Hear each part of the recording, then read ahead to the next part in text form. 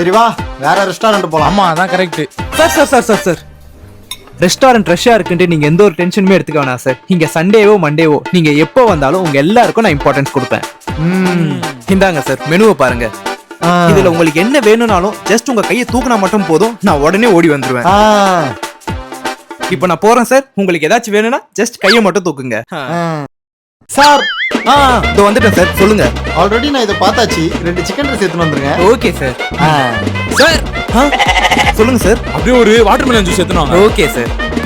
Sir ஒரு water bottle. Okay sir.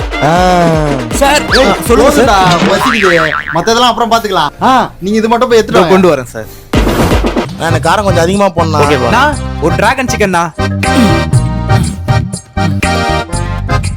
நான் ஒரு டிராகன் சிக்கன்னா. டேய் வந்து பார்சல் பண்ணுவா.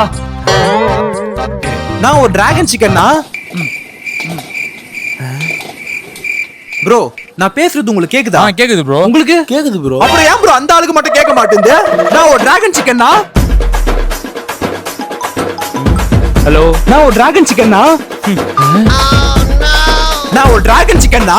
நான் ஒரு டிராகன் சிக்கன்னா. நான் இங்க பாருண்ணா. நான் ஒரு டிராகன் சிக்கன் ஒன்னு போடுனா. நான் ஒரு டிராகன் சிக்கன்னா.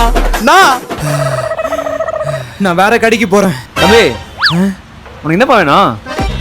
நான் உள்ளாரமா கேட்டுட்டு இருந்தது உன் காதுலயே உள்ளலையா? வா அதான் அவங்க மட்டும் 2 பேர் இருக்காங்கல்ல, அவங்க முடிச்சு தான் உங்ககிட்ட வர முடியும். என்கிட்ட 10 கையா இருக்கு. அட்லீஸ்ட் ஒரு அக்னாலேஜ் ஆச்சும் பண்ணலாம்ல. இது என்ன நாலேஜ் இல்லைன்னு சொல்ல வரியா?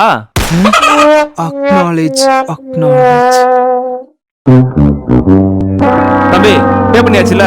பே பண்ணிட்டேண்ணா. சரிப்பா இப்ப சொல்லுப்பா உனக்கு என்ன வேணும்? ஒரு டிராகன் சிக்கன்னா. தம்பி நம்ம கிட்ட டிராகன் சிக்கன்லாம் இல்லப்பா.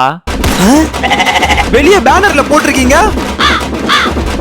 டிராகன் சிக்கன் நம்மளோட கடை பேரு.